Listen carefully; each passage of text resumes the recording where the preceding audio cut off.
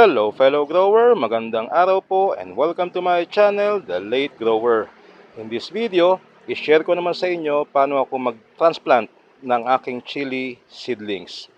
So I have here a few chili seedlings at medyo matangkad na sila ngayon, about 8 to 9 inches na ang tangkad nila.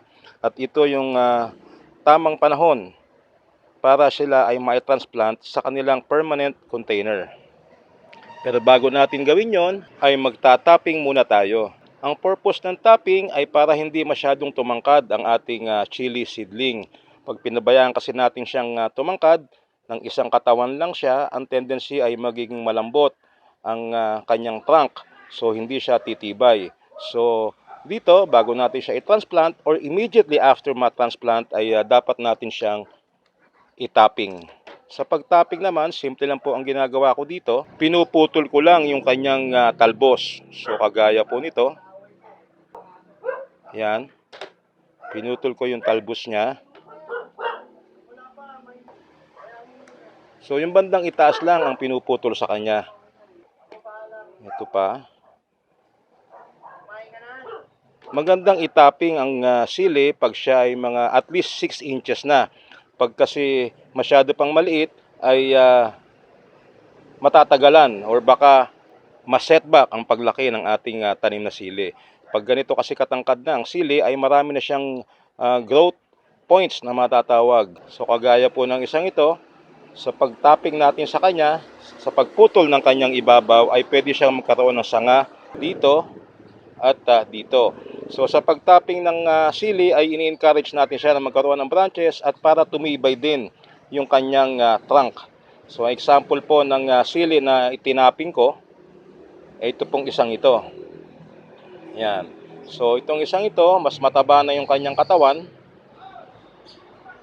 at meron na rin mga tumubo sa kanya na laterals na matatawag, na tinatawag, ano po, kagaya po nito. Yan. Meron na rin sa banda rito. At meron na rin sa banda doon. So, tinapping ko siya dito. Ayan. Pinutol ko dito yung kanyang talbos. So, ngayon, meron na siya mga tubo. So, ito, itatapping pa rin natin.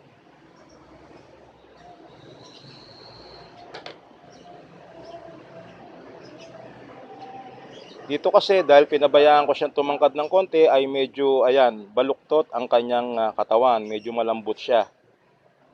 Hindi kagaya ng isang ito na straight ang kanyang katawan at mas matigas. Kung napansin nyo ay dark green ang kanyang trunk as compared dito na medyo light green pa.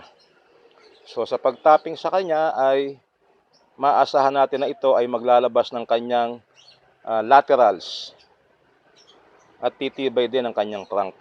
Ang purpose ng pag-topping ay para magkaroon siya ng magandang canopy. Dapat malawak yung ibabaw niya, marami siyang sanga, laterals, para magkaroon siya ng tsansa na maglabas ng maraming bulaklak at later on ay marami ding bunga. So kagaya po nito, malawak ang kanyang canopy. Ito pa ang isa na maganda rin ang kanyang canopy at dahil maganda ang kanyang canopy, malawak, maraming laterals ay nagbibigay siya ng maraming bunga. Pagdating naman sa container na pagtataniman ay nasa sa inyo kung gaano kalaki ang container na gusto ninyong pagtaniman. Sa akin po ang ginagawa ko lang, ang minimum ay 1 gallon kagaya po nito. Ayan. 1 gallon. So pag maliit ang container, asahan po natin na hindi masyadong lalaki ng gusto ang halaman. Habang lumalaki ang container ay mas lumalaki din, mas mabilis lumaki ang inyong tanim na sili. So, ito po halimbawa, nasa at least 3 gallon ang laki ng container na ito. Ito naman ay 1 gallon. Sa pagtatanim po ng sili, lalo na yung mga imported na sili na kung saan ay malalaki ang bunga, mas maganda ang mas malaking container. So, sabi ko nga po lagi sa mga nakaraang video ko, the bigger, the better when it comes to containers. At yung pagtatanim mo naman po, walang problema kahit na polybag or plastic containers at kahit nasa sako ay pwede ang halamang sili. Yun naman lupa na pagtataniman, halimbawa yung lupa na inyong pagtataniman ay dati nang ginamit sa ibang halaman, maganda po na bago gamitin ang lupa ay ibilad muna sa araw para kung meron man siyang mga pathogens or mga bad organisms ay mamatay at hindi na mapunta doon sa seedlings na ililipat sa kanya. Yung combination naman po ng lupa, pwede po dito ang sa sili ang 50% na garden soil, 25% na carbonized rice hull, at 25% ng compost bilang starter. Bukod po sa carbonized rice hull, pwede rin kayong gumamit ng ipa ng bigas. So, mailipat na natin. Dito naman, dahil sama-sama sila ay kailangang ingatan ang pagtanggal sa kanyang paso. Ayan, marami na siyang ugat. Kaya kailangan na talaga siyang mailipat.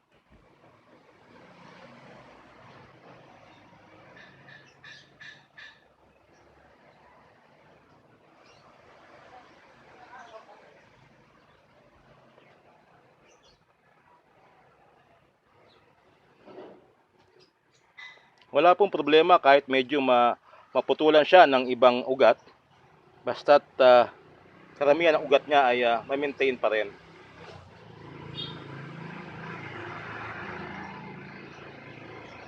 So dito naman sa lupang pagtataniman, ang gagawin ko ay lalagyan ko siya ng mga isang dakot po na pinatuyong dumi ng baka. Yan, dumi po ng baka ito na tuyong-tuyo na. Huwag maglalagay na sariwang dumi ng hayop. Kailangan po patutuyuin muna. Kahit na yan ay cow manure, horse manure, chicken manure, dapat po ito yung tuyo mabuti bago natin ilagay. Okay, so tabunan natin ng konting lupa para pag dumami na ugat niya, by that time ay almost composted na rin yung ating dried cow manure, so papakinabangan na ng halaman.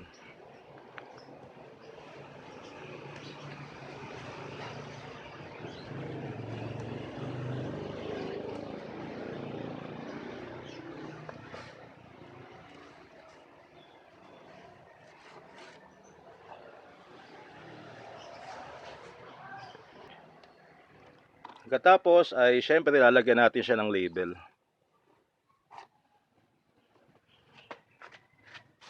Dito sa isa pa.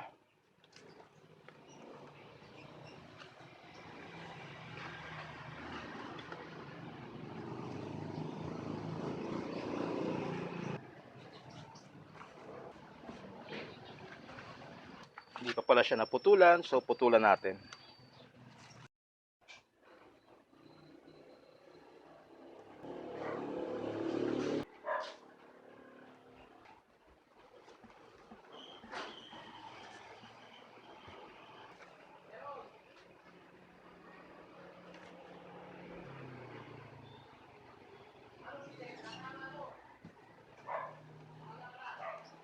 Sa pagkakatapping sa kanya, maasahan natin na after some time ay tutuwid na ito, mas titibay na ang kanyang trunk at mag-uumpisa na siya lumaki.